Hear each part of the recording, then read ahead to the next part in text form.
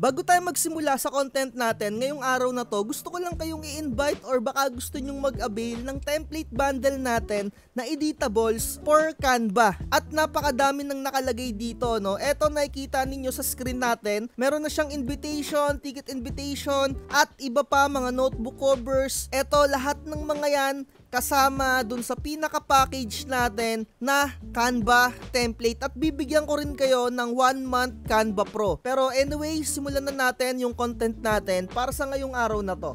Isang maulan na gabi sa inyo mga tropa, sana naman nasa mabuting kalagayan kayo. Dito sa amin medyo nagbabaha na. Pero anyway, alam ko matagal nyo na tong inaantay, napakaraming nagko-comment neto, napakaraming gustong i-review netong HP Smart Tank printer, kung okay daw ba siya. Dahil 1 month ago or meron ngang pinakamatagal na 10 months ago na yung comment niya. Sabi dito ni Mahos Musika Channel, "Sir, yung sa HP Smart Tank 580, no need na daw po ba ng maintenance? Okay daw ba siya?" Ako mga tropa, no, para sa mga hindi nakakaalam at bago pa lang na nanonood dito sa aking YouTube channel, talagang ayaw ko na niyang brand na HP na yan. As in, ayaw ko na. Kasi during nung pinaka-sinaunang panahon pa, HP yung pinakauna kong printer, at during that time, ayun yung pinakamagandang printer na sa pagkakaalam ko na available sa market. At talagang lintik mo talaga yung experience ko doon.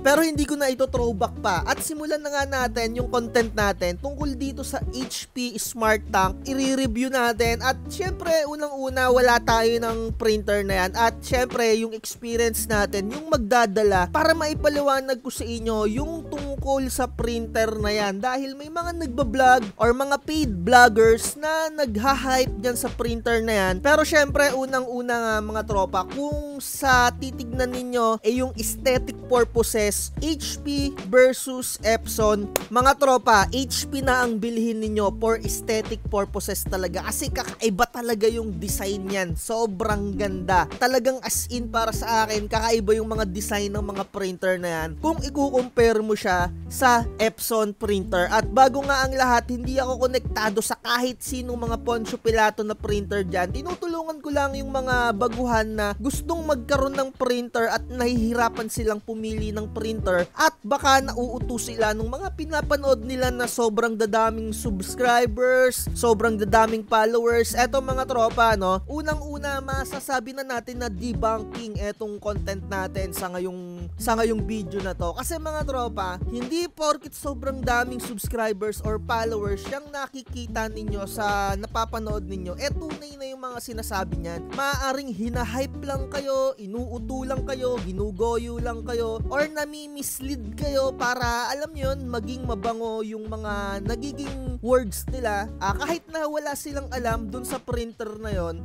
ayun na yung nasasabi nila para maging magmukhang maganda, at syempre makapag-avail kayo, at syempre para naman na hindi sila nakakahiya dun sa mga sponsorship na tinanggap nila mga tropa. At unang-una nga, hindi porket sobrang dami ng subscribers nila maniniwala na kayo. Maggawa pa rin kayo ng sarili ninyong research. Dahil nga dito sa comment ng tropa natin, sabi niya dito, HP Smart Tank 580, no need na daw ng printer maintenance. And meron tayong clips na ipapanood, at napanood ko na nga rin. Kung kilala nyo yung mga YouTube channel na to, yung talagang mga nagko-content ng mga iba't ibang items, equipments, malamang sa malamang kilala nyo to. At unang-una, yung mga nagre-review ng mga cellphone or yung mga nagre-review ng mga computer, na etong si Unboxing Diaries din, parang napanood ko to, nag-review siya ng parang set of computers, tapos meron siyang nasabing specs na hindi naman din ganun talagang kagandahan yun. Kumbaga na pang hype words lang ba, 'di ba? At unang-una, huwag kayong maniniwala din or agad na maniwala sa mga sinasabi nila na mga words, kasi alam nyo ba yung mga profession niyan, 'di ba? Talagang expert ba sila sa larangan na paggamit ng printer? Expert ba sila sa mga computers na mga sinasabi nila? Eto, sa pagkakaalam ko, no, si Unboxing Diaries, kasi napanood ko rin talaga literal. Meron siyang sinabi na specs dun sa isang computer na top of the notch daw or parang top tier yung brand nung binobroadcast niya, 'di ba? And maraming nag-react kasi nga hindi naman talaga top tier yung pinaka-brand na yon. Kumbaga, gumagawa lang sila ng mga flowery words para syempre makapag-avail kayo, 'di ba? So, eto nga meron tayong babanggitin dito na certain clips tungkol nga dito sa no need na daw yung maintenance. At eto na yon. Tank has several smart maintenance features, which simply means hindi siya high maintenance. It's because HP think ahead and has its users covered with features like an easy replaceable na printhead and an inkpad na hindi mo kailangan palitan. Yes, unlike most printers na kailangan mo palitan ka ng inkpad once every now and then, you don't. Napakinggan nyo ba yun mga tropa, no? So ulitin lang natin. Inkpad na hindi mo kailangan palitan. Yes, unlike most printers na kailangan mo palitan ka ng inkpad once every now and then, you don't even have to worry about replacing the inkpad with the HP Smart Tank 580. And kung narinig niyo yun, no need na daw palitan yung ink tank or yung tinatawag na inkpad kung saan dun napupunta yung mga waste ink. Mga tropa, hindi magic or walang magic yung printer na yan. At unang-una, papalitan mo yung inkpad or kung saan tumatapon or tumatagas yung mga ink ng mga printer mo. Walang magic or may magic yung printer na yan, kusang naglalaho yung ink. Eto mga tropa, no, isa to sa mga ginawa ko na external waste ink tank ng printer ko na Epson. At walang magic, hindi nag-i-exist yung magic na yan sa mga printer dito sa Pilipinas. Kahit anong mga brand pa yan, mapupuno yung mga inkpad na yan. Lalong-lalo na mga tropa, kung nakita nyo kung gaano lang kaliliit yung lagayan ng inkpad niyan. Anyway, mamaya ipapaliwanag ko, no. At again, wag kayong maniwala na hindi nire-replace yung inkpad na yan. Ang pinaka-point, alam ko mga tropa, no. Eto ibibigay ko na sa inyo yung pinaka parang conclusion nung video na yun, no. Sa pagkakaintindi ko, no, hindi nyo na kailangan mag-replace ng waste inkpad. Hindi nyo na kailangan. Meaning, hindi kayo yung magre-replace. Tatawag kayo sa service center ng HP at sila yung magre-replace. At syempre, kung pasok pa siguro sa period, baka free na yung pagre-replace, 'di ba? And syempre, kung hindi na pasok, syempre may additional fees. Ayan yung mga isa sa mga nakikita ko na mga pangbalik ng brand na yan. Dahil syempre, unang-una makikita natin, parang napakahirap or bibihira yung mga nagdi-DIY cleaning or DIY ng repair ng mga brand na yan. Syempre sa mga technician, yung mga kailangan, may mga kailangan na tech dyan sa mga brand na yan, no? Kaya nga hindi nyo na kailangan mag-replace kasi hindi naman kayo yung magre-replace. Itatawag nyo sa technician, di ba? Kaya napakaigi pa rin talaga na bibili kayo ng mga printer na kaya nyong kalikutin. Although nakita ko sa brand na yan, medyo madali na siyang iangat at nabubuksan na kasi isa sa mga problem ko sa printer na yan dati or yung brand na yan, specifically yung brand na yan, dati kasi napakahirap talagang bulat-latin. Yun naman yung kina-advantage na itong Epson printer, parang ilang tornilyo lang, kita mo na yung kaluluwa niya, kita mo na yung mga parts niyan, napakadaling linisin kahit na hindi ka marunong sa electronics part, basta marunong ka lang kung paano pihitin yung screwdriver, matanggal mo yung tornilyo, malilinis mo na yan, madi-DIY mo na yan as in. Kung hindi mo kayang i-DIY yung mga printer mo, lumipat ka na ng ibang negosyo. Pero mga tropa, ito pa rin yung pero, kagaya ng sinasabi ko nung intro, kung aesthetic purposes ang gusto mo, HP printer ang gamitin mo. At kung hindi ka naman for printing business, kung gusto mong pang office lang, syempre HP ka pa rin para hindi ka na ma-hassle. Tawag ka na lang sa mga technician nila na on call, sila yung mag-aayos niyan, sila yung magre-repair niyan. At mga tropa, para maniwala kayo na pinapalitan pa rin yung waste ink pad na yan time to time. Binanggit niya doon, hindi nyo na kailangan kasi iba yung magpapalit para sa inyo. nyo. Dito tayo mismo sa HP support na vlog or sa YouTube channel nila. Kung makikita ninyo to, no, HP Smart Tank 520 at HP 580 na which is ayun yung kino-content nila. Meron tayong makikita dito na timestamp, introduction, periodic maintenance, printer head servicing, at mapupunta tayo dito mga tropa sa around waste ink management. Kung makikita nyo yung timestamp natin, 8.36. Play lang natin to ng mabilisan. To manage waste ink, authorized service technicians remove ink stalagmites and authorized service technician, di ba? Remove. Ano yung i-remove? Syempre, yung mga kung saan pumapatak yung mga ink kapag nagpe-print ka. So, i-play natin tong video. Babanggitin niya dito yung mga part kung saan pumapatak yung mga ink. 4. Y0F6880003 absorber LCNY located below the chimney foam. 5. Y0F6880042 chimney foam. 6. Y0F6840019 spit chimney. So nakikita niyo yung mga arrow-arrow na yan. Ayan yung mga kumbaga parang foam or mga nag-absorb ng mga ink kapag nagpiprint kayo. Kagaya rin yan ng mga Epson printer, pero etong HP, napakadami niyang way kung saan napupunta yung ink or yung mga sobrang ink na habang nagpiprint ka. Kapag nagpipintura ka dyan sa pader, may mga lumalaglag na pintura dyan. Ganyan din sa printer natin. Kaya naman may mga sumasalo rin dyan. Ayan o, number 1, eto, absorber L platen left, absorber L platen right. Ayan o, 1, 2, 3, 4, 5, 6. Lahat yan papalitan once na syempre sobrang puno na yan. Lahat yan i-maintenance. Mismong HP na yung nagsabi. Ayan o, waste ink management. Ayan o, nasa sa inyo na lang kung hindi kayo marunong makinig, hindi kayo marunong umintindi. At eto, meron tayong mga clips dito na ipapakita ko sa inyo na pinapalitan nila yung mga part na yan. Ayan o, eto yung part na yan. So, saan ba yan? So, syempre, kayo na bahala umintindi kung absorber L platen left or platen right yan. So, isang diretso yan mga tropa. Ayan o, isang diretso yan. Hanggang dun sa mga ibang parte. Pinapalitan din yan, yung mga ditong part to. Sana nagigets nyo mga tropa ko. At huwag kayong maniniwala na hindi pinapalitan yan or no need maintenance. No need maintenance kasi hindi kayo yung magme-maintenance. Kumbaga, narinig nyo, service technician. Kung ipiplay nyo to, meron dyan sa intro, service technician. To manage waste ink, ulitin natin. authorized service technicians remove ink stalagmites and replace waste ink and plate absorbers. 1. Diba?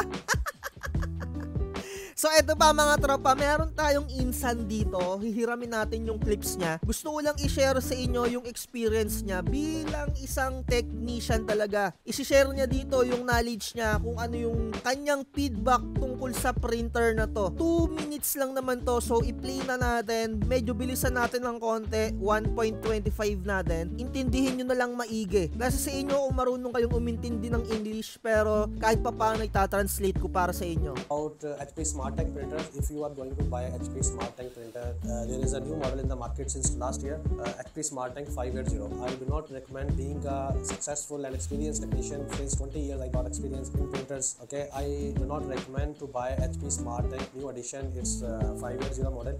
There is a very problems in the new model. It's not like same old model. If you are HP lover user, okay, I do not stop you to buy a laser printer. Buy a laser printer is very good new models. But HP Smart Tank, if you are going to buy, I will not recommend you to buy HP Smart Tank. Why? What is the issue? Right now I have one disassembled printer here. The issue is with this printer that whenever you lift a printer for moving purpose from allocate this printer to relocate from one place to another place. So with a little movement, this ink from the tanks gonna split everywhere inside printer. Okay.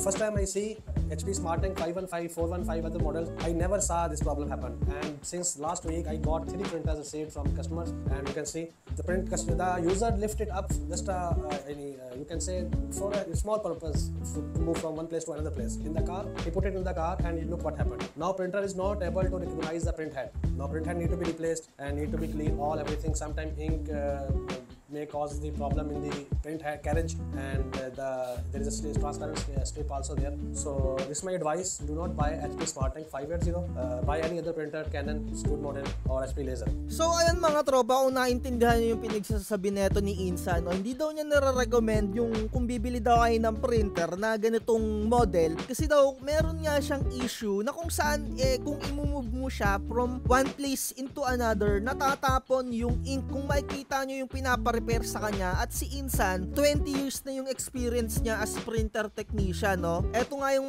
isa sa mga nai-experience niya dito sa models na to. So ayan, nakikita nyo, anong nangyari mga tropa doon sa binabanggit nyo na maintenance free? Maintenance free kasi nga hindi kayo yung magme-maintenance, ipapa-maintenance ninyo. Meron pa nga nabanggit yung vlogger na to, etong isang to, na malagkit daw yung waste ink, malagkit kung ano-anong parang etche-bureche ng mga buwakan ng shit. Ewan ko sa inyo mga tropa, no, kung magpapaniwala kayo dyan. At eto nga, no, nakita nyo naman, may mga ilang clips pa ako dito na eto, nililinis-linis, no. Ayan, kasi nga nagkaroon ng ink leakage etong printer na to. Hindi naman natin sinisiraan etong HP brand na to. Eto ay pinapakita lang natin yung mga user experience ng mga nangyayari dito sa printer na to, no. And syempre, kung user ka talaga ng HP brand at kung okay naman sa'yo yung brand na yan, ako nga kagaya ng sinabi ko, kung aesthetic purposes talaga yung gusto mo, I highly recommend talaga yan kasi napakaganda ng design niya. Pero syempre, for the output, syempre, doon talaga ako sa ginagamit ko for business purposes ko, no? So makikita natin yung price difference din nila. Eto, no, HP around 8,500, and nakikita ko na bracket niya parang tutugma siya or kapantay niya etong si Epson 3210. Although hindi ganun kaganda yung design niya, 'di ba? Kung makikita niyo naman talaga kung aesthetic purposes, napaka-simpleng black lang niya. Sa tingin ko bulky talaga siya kung ikukumpara mo dito na napakaganda talaga at napaka-slim, na which is ayan talaga yung nagustuhan ko sa HP nung dati na yung unang-unang printer ko, nung naghahanap ako ng printer na talagang wala akong idea as in. Kaya ginagawa ko tong mga vlogs na ganito para magkaroon kayo ng idea. And dito naman sa segment na to, ipapakita ko yung mga nagko-comment dito sa vlogger na to na si Gadget Sidekick. Nag-comment din ako dito mga tropa 1 month ago. Sabi ko dito, eto ang mahirap pag kinain ka ng sistema ng endorsement, kasi kung ano-ano yung mga flowery words na binabanggit niya doon na hindi naman niya mismo alam. Eto, nag-comment dito si Loraza. Sabi niya dito, around 2 minutes na timestamp, not having a user serviceable ink pad is not a plus point.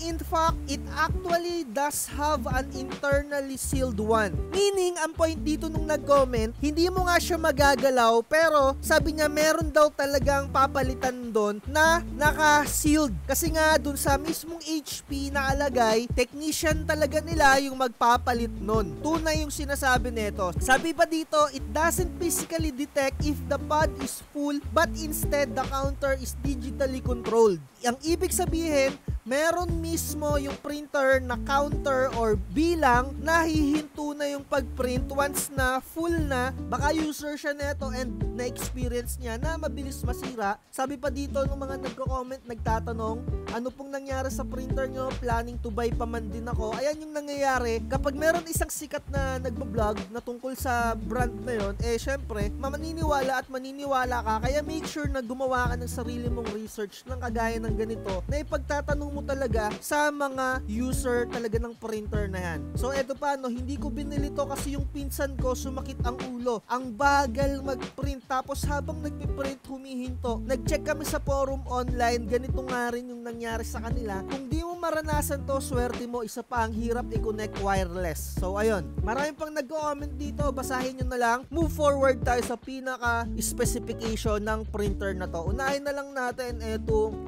HP SmartTank 580. Mismong website ng HP to. Pasensya na kung medyo mahaba yung vlogs natin na to. Ang kinagandahan lang din nito, meron na rin siyang built-in Wi-Fi. Parang 4-in-1 na rin siya. Parang meron din siyang Xerox Xerox, print, scan, and meron siyang siyang wifi. Ito lang yung ayoko sa mga printer na merong ginagamit na alam nyo na mabilis mapalitan na printer head. Meron silang tinatawag na recommended monthly pages volume. Kumbaga sa isang buwan, kailangan ma-reach mo kahit papano yung number of prints na yon, or else maaring matuyuan or mabarahan yung printer head nila. Even Canon printer may mga ganyan, duty cycle, recommended monthly page volume, 'di ba? Na dapat ma-reach mo, or kung masobrahan naman maaari mo ring mangyaring pagsira ng pinaka-printer head mo, mapasobra or maparami. Bibigay at bibigay yan. Yan yung pinaka-ayoko sa mga printer na kagaya ng mga merong cartridges, no? Yung merong black and merong four colored, yung dalawa na mabilis palitan. Although advantage nila yon na mabilis silang palitan, pero syempre kung marami kang pera, pabor sa'yo yun. Once na masira yung printer head mo, palit ka lang ng bago, tapon mo, bili ka ng bago, palitan mo. Diba? Napakadali. And ang cons dun sa Epson,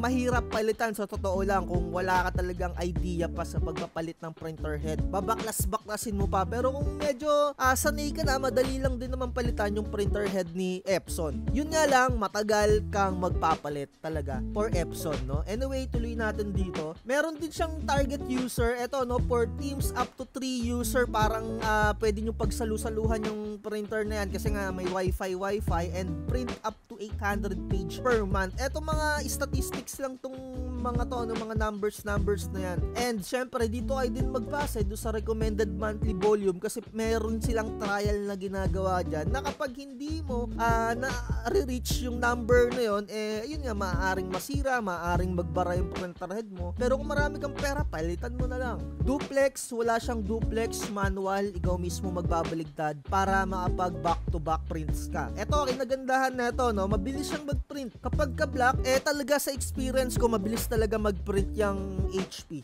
Legit, kahit nung dati pa na printer ko na sinaunang panahon pa, ang bilis talaga niyang mag-print kung ikukumpara mo sa ibang printer. And syempre, kung medyo papalabuin mo, yung pinakamabilis niyang print, abot ng 22 ppm. Syempre pag colored, medyo may kabagalan. Ito yung ayoko din sa kanila. Dati nung nagpe-print ako ng mga picture dun sa HP ko na printer, kasi ang bentahin nung printer na binili ko dati, maganda daw siya for printing ng picture. Tapos dati, lintik mo kabibili ko lang nung pinaka-cartridge niya, ubus kagad isang linggo ko palang ginagamit. Kaya naman meron na silang mga, eto yung tinatawag na smart tank. Dati pa naman yung kinukwento ko, no? Eto, no? Meron siyang wifi, ayan. Pwede rin siya sa cellphone. Pwedeng kapag wala kayong computer, cellphone yung gamitin ninyo. At eto yung cartridge niya. Dalawa yung pinaka-cartridge niya. Yung isa, solo sa pinaka-block. And yung isa naman, CMYK yon mga tropa. At yung kanilang block, combination na pala, no? Pigment ink yung kanilang block. Kaya naman, kung mababasa yung documents ninyo, kung magpe-print kayo, hindi kumakalat yung ink. Ayun lang talaga din yung advantage talaga nung kapag black yung pigment ink. Kasi pagka sa iba na dye ink, pag nabasa yung pinaka-print out mo, kumakalat or nagkakaroon ng smudging. And titignan din natin mamaya yung presyo ng kanilang pinaka-ink, kung ano yung pinaka mas mura, 'di ba? Eto, no, maximum input capacity abot ng 30 sheets kapag 4R yung gagamitin mo, and parang kahit mga A4, ayan yung mga capacity kung ilan yung kakasya sa kanilang pinaka-feeder. Eto, wala siyang borderless mga tropa, no? Eto, nakalagay dito print area niya, meron siyang sobra, ayun, 3mm. Dapat kasi kung borderless printing, 0 yan. Ibig sabihin, hindi available yung borderless printing dito sa model na to. Etong print resolution, alam nyo naman na siguro to, the more na mas mataas yung value na ito, the more na mas malinaw yung pinaka-output. And syempre, the more na mas mataas yung quality, the more na mas maraming ink yung nagagastos ng printer na yun. Ayan, supported media, A4, ayan, yung mga pwedeng papel na ilagay sa inyong mga printer dito sa Smart Tank HP na printer. Ayan, eto naman yung paper weight 60 to 90. Usually eto yung mga bond paper and envelopes 75 to 90, and sa mga photo paper, mga cards, eto, no, kayang-kaya nilang mag-accommodate ng 300 GSM. Etong GM2 na yan,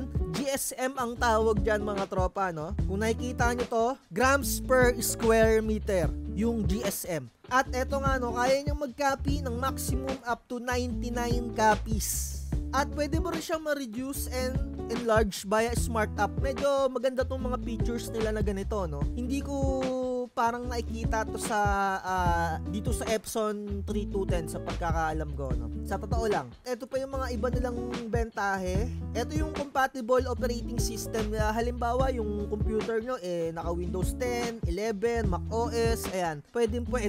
Hindi ko lang sure sa mga gumagamit nung mga bago, yung mga Chrome OS, kasi napakapangit ng mga Chrome OS na mga ganyan eh. Although budget meal sila, hindi ko rin kayo masisi kung bakit kayo bumibili. Syempre, mura yung mga Chrome OS na printer. Meron din siyang warranty mga tropa, no? 1 year. 1 year lang yung warranty niya or 30,000 page limited hardware warranty. Nakadepende siguro kung ano yung masisira dito. 1 year lang yung kanilang pinaka-warranty or whichever comes first kung maka 30,000 tapos or bago mag 30,000 nasira na. Basta within 1 year lang. Ayan, no? So, wala na tayong iba pang makakipakita dito na specs. Move forward tayo dito sa Epson 3210 na matagal ko nang pinauulit-ulit sa inyo to, no? Kaya medyo nakakatamad ng ipaliwanag din sa inyo. So, max resolution niya, di hamak na mas malinaw siya kung ikukumpara mo dun sa HP. And medyo mas mabilis din siya na di hamak kung magda-draft settings kayo ng black. Aabot kasi siya ng 33. Dun sa kabila, 22 lang. At dito naman, 10 IPM yung kaya niyang ibigay. Image per minute etong 10. And para sa akin, no, sa experience ko talaga mabilis kasi talaga mag-print din yan sa HP eh. Base kung ikukumpara natin to kay Epson doon siguro lamang ni HP no? And i-share nyo rin yung experience ninyo. Dito naman sa copy, sa kabila, kaya ng 30. Dito hanggang 20 lang kasi wala siyang pindutan or selected na number para makapagpili ka ng maximum copies standalone. Wala siyang pindutan Pipindutin mo lang ng sunod-sunod yung pinaka-copy niya Dun sa HP, meron sila sigurong application na ma-select mo ng 30 page, di ba? And ang kalamangan lang neto ni Epson 3210, pwede siyang mag-borderless kasi na-experience ko na rin mag-borderless dito ng printing. I-search nyo na lang para hindi na humaba tong content natin. I-side by side nyo lang na ipag-compare. Ayun print margin, kaya niya ng 0. Basta mag-install kayo ng borderless na Epson 382. Wala na akong masabi pa dito sa Epson 3210 na to kasi sobrang solid nito para sa akin. Talagang the best siya. Kung talagang nagsisimula kayo for printing business, I highly recommend itong brand na to. Pero kung aesthetic purposes ang hanap nyo, go for HP. Nasa sa inyo naman yan. At kung lalo na panatik kayo ng HP. Yun lang talaga. And dito may kita nyo rin syempre yung paper size, kung ano yung mga size ng paper na pwede nyo gamitin sa printer na to na Epson 3210. And again, dito wala siyang nakalagay na monthly duty cycle or kung ilan yung pwede mo lang i-print monthly. Kahit 1,000 i-print mo monthly, kakayanin yan ng Epson printer na yan. Pinakamarami kong na-print dito sa printer na to sa isang araw, parang mga umabot ako ng 680. May nagpa-print sa akin, tuloy-tuloy yon mga tropa. And syempre, minsan, nagkakaroon ng mga paper jam, kaya better na select nyo talaga yung paper brand na gagamitin ninyo. So wala na akong iba pang mababanggit na additional information dito. And again, i-maintenance pa rin niyang printer na yan. Walang magic na magaganap. Hindi malulusaw yung ink niyan sa mga printer na yan. Netong HP Smart Tank na yan. Ayoko nang i-play yung pinaka-video kung saan nagsasalita itong kung na to, kasi na alibadbaran ako sa mga flower words na mga pinagsasabi, nakakainis. Hindi naman mga ewan ko na lang, So ayun, nasa sa inyo kung anong paniniwalaan nyo, at lagi ko sinasabi sa inyo, research is the key para syempre hindi kayo nauuto ng kung sino-sino pang mga tao dyan somewhere out there, diba? And again, nasa sa inyo ang huling desisyon kung HP or Epson ang gagamitin nyo. Hindi malagkit yung ink mga tropa, depende na lang kung medyo sobrang salaula ka or wala kang idea sa pagme-maintenance. Yun lang, like, share, and subscribe. Lagi ko sinasabi mga tropa, huwag magpapauto. Bye. Makikitang puso'y dinaan sa promo. Huwag kang magpapauto, mag-isip ka sa pilian. Sa laro ng buhay dama,